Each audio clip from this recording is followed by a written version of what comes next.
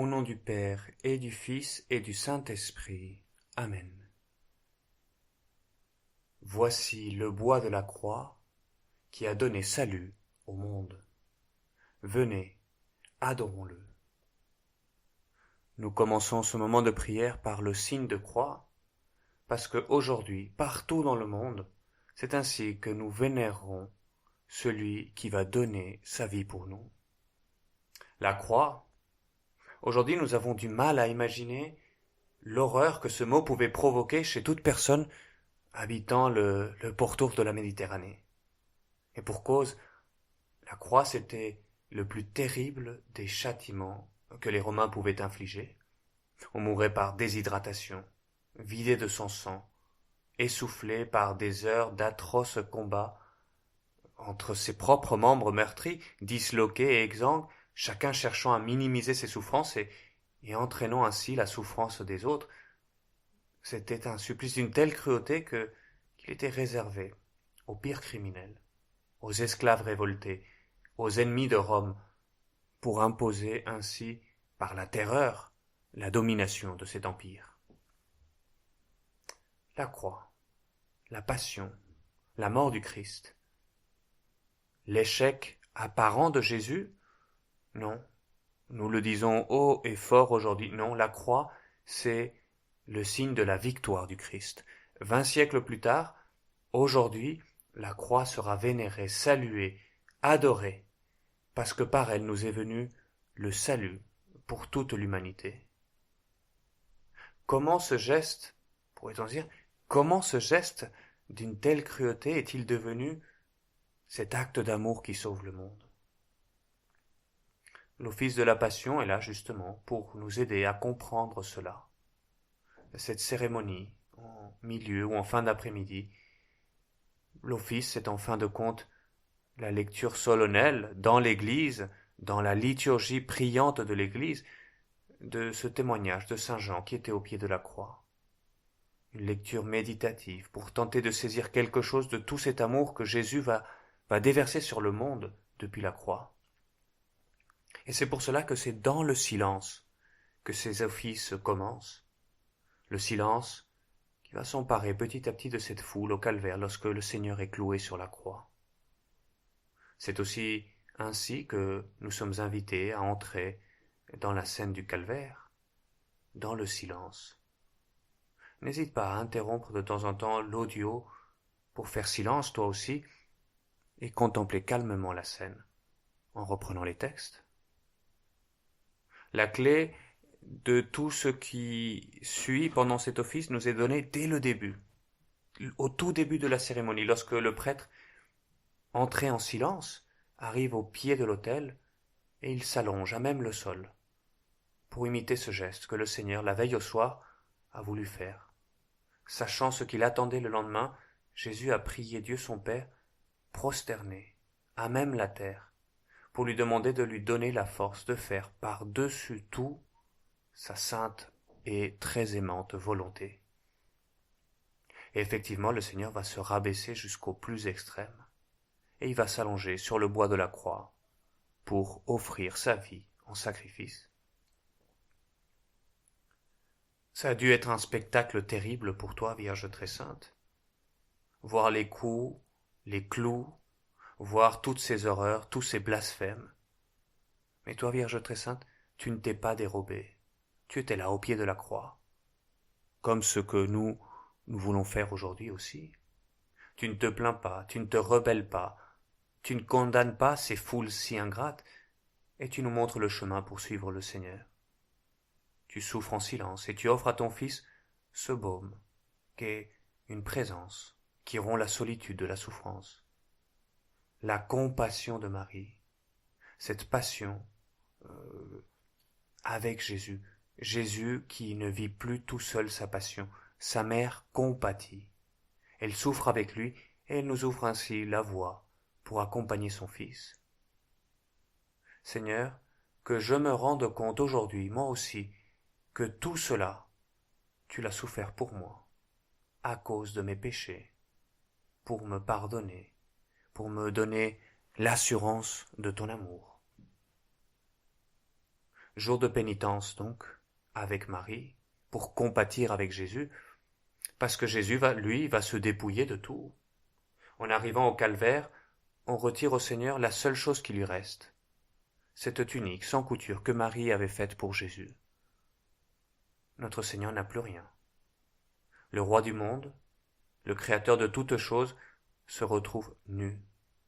Nu comme l'autel devant lequel le prêtre s'est prosterné au début de l'office du Vendredi Saint, l'autel qui représente le Christ prêtre et victime. Quel contraste que ce dépouillement d'aujourd'hui avec la société de l'abondance dans laquelle beaucoup d'entre nous vivons. En arrachant les vêtements du Seigneur, les plaies ont dû s'ouvrir de nouveau, et Jésus continue ainsi de se vider du peu de sang qui lui reste. Ayant aimé les siens qui étaient dans le monde, il les aima jusqu'au bout, nous dit saint Luc au début du récit de son évangile, de l'Eucharistie et de la Passion. Et maintenant nous savons ce que veut dire ce jusqu'au bout, jusqu'à la dernière goutte de ton sang, Seigneur. Ce sang versé pour nous et pour la multitude en rémission pour nos péchés. Aujourd'hui, dans l'office, il n'y aura pas de consécration du pain et du vin. Le sang est là, il est versé pour nous, devant nous, sur la croix. Le Seigneur au calvaire n'est plus qu'une loque humaine. À la sauvagerie insupportable de la flagellation s'ajoutait celle de la monstrueuse couronne d'épines, et les moqueries, et les coups, le nez cassé, le visage défiguré du Christ. Lors de l'exposition de la croix pendant l'office, le prêtre va découvrir les plaies de ce corps souffrant, d'abord le bras gauche, puis le bras droit, et enfin l'ensemble du crucifix. À chaque fois, le prêtre ou le diacre annoncera « Voici le bois de la croix qui a porté le salut du monde. Venez, adorons. » C'est le moment d'embrasser du regard, ou avec un crucifix à la main, les 5 plaies du Christ, les mains et les pieds broyés par les clous, le côté transpercé par la lance. Oui, venez, adorons, parce que, alors qu'il est moqué de tous, Jésus, lui, il prie. Le psaume 31, un psaume de confiance, d'abandon entre les mains de Dieu face à la détresse extrême. La prière aussi pour les autres, pour ses disciples. Voici ta mère, et le Seigneur nous offre sa mère. Prière pour le larron repenti. Aujourd'hui tu seras avec moi dans le paradis. Prière même pour ses bourreaux. Père, pardonne-leur, parce qu'ils ne savent pas ce qu'ils font. C'est par la prière que tu transformes, Seigneur, l'injustice la plus terrible qui soit en l'offrande la plus belle d'adoration, d'amour, de réparation. Et pour nous aussi, le Vendredi Saint, la prière des fidèles devient plus solennelle, plus longue, parce que nous cherchons à faire nôtre les sentiments de Jésus sur la croix. Et nous prierons aussi pour la Sainte Église, pour le pape, pour les prêtres, pour le peuple fidèle, pour les catéchumènes, pour l'unité des chrétiens, pour nos frères juifs, pour ceux qui ne croient pas au Christ, pour ceux qui ne croient pas en Dieu, pour les responsables des pouvoirs publics, pour tous ceux qui sont dans l'épreuve. 10 demandes que nous présenterons au Christ en nous mettant à chaque fois à genoux pour implorer dans le silence, au pied de la croix, de nous unir, Seigneur, à ta prière pour le monde.